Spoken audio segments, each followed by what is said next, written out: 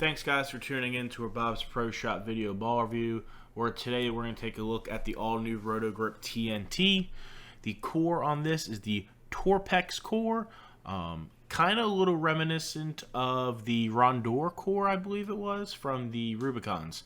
So it looks a little bit like that. I'm expecting kind of a similar motion a little bit. The cover is a lot stronger though, with E-Trax Plus Solid, 2000 grit Abralon out of box. So this is that strong symmetrical piece that is going to fit in the middle of your bag, kind of that benchmark ball. At 15 pounds, it has an RG of 247 and a diff of 052. So initially out of box with my TNT, I struggled with it quite a bit. I really couldn't get anywhere left of 15 at the arrows where the TNT wouldn't make it back up the hill. It kind of just rolled out or wash out, or it just wouldn't make it up at all, and I'd take 3 off the right. So I definitely struggled with my TNT out of the box, and initially did some surface adjustments, still didn't really look too much alive.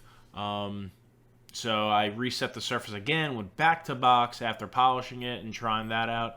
After I reset it, it was a little bit better. So just moving around the lane, I really found out that the sweet spot for this ball is anywhere right at 15 for myself. If I get the ball right at 15 and I could just throw it really as hard as I want, throw it at the gutter, the ball's strong enough to make it up the hill. It's a good motion. It's super early, super rolly, and that's that E-Trax Solid. I mean, E-Trax is just, it's a strong cover stock. But after resetting the surface, I think the ball became a little bit more usable for me. If you're in a high friction center, I'm not sure if this is really the ball for you.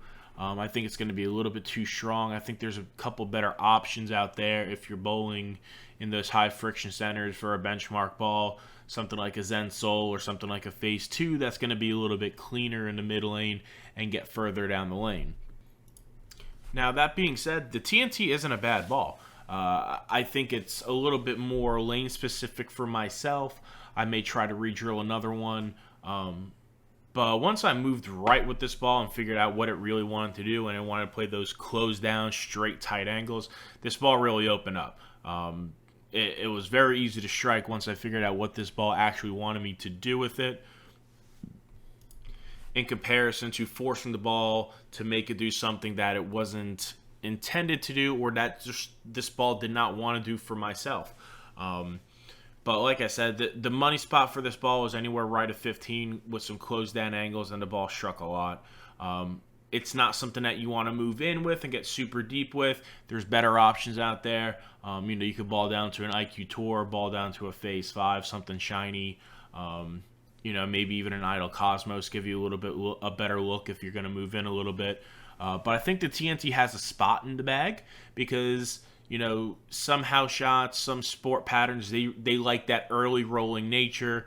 When something like the Phase 2 is a little bit too clean and you need the ball to slow down more, you have the TNT. So it does have a spot in the bag. It's not a useless ball. It's definitely a little bit more lane specific for someone like myself. Thank you for tuning in to another Bob's Pro Shop video ball review. If you can, take a chance to like us on Facebook and subscribe to the YouTube and Instagram channels so you can stay up to date with all of our reviews. Thanks. Have a